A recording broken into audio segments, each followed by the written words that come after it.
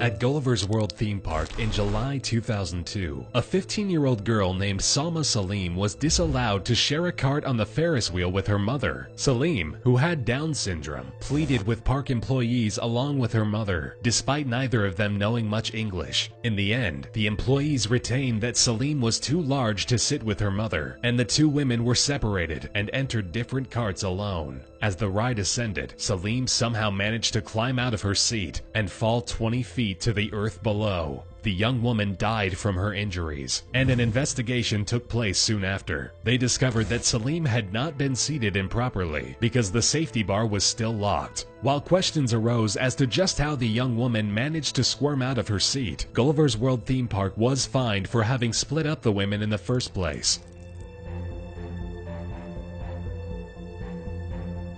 Action Park in New Jersey was at one time completely synonymous with injury and death, having enacted laughable safety measures and generally being staffed with underage teenage burnouts looking for summer jobs. The rides were complete shams, including the miserable performance of the Cannonball Loop, a water slide with a full loop at the end that worked approximately 15% of the time, and was the cause of numerous abrasions, concussions, and near suffocations. Action Park, from its opening in 1978 to its embarrassing close in 1996, was the site of 6 deaths, 3 of which were drownings. 1 was an electrocution, 1 at no fault of the park, and 1 heart attack brought on by the shock of ice-cold water under a rope swing. In 1999, the park was reopened and renamed Mountain Creek, with new safety regulations and fewer accidents.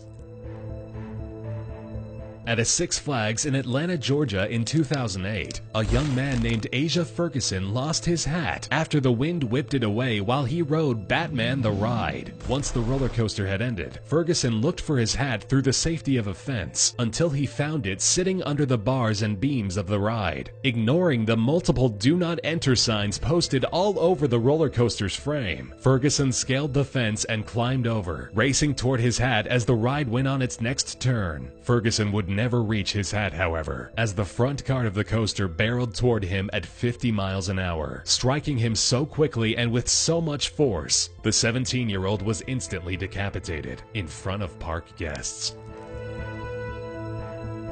The Big Dipper roller coaster was a primary attraction to the Battersea Fun Fair in London, England, when it opened up in 1951, boasting an incredible size and seemingly death-defying speeds. Sadly, the coaster would live up to that promise in 1972, 20 years after its opening. As the train cars ascended their first hill, a cable broke loose, and one of the carts snapped away from the rest of them, tracking back down the hill at an untamed speed. The cart slammed into 5 children at the docking station, killing them almost instantly, and injuring another large group of kids and adults. The incident would be the final breath of the Battersea Fun Fair, as it closed down just 2 years later, due to low attendance and the public's enragement at the horrible accident that claimed 5 young lives.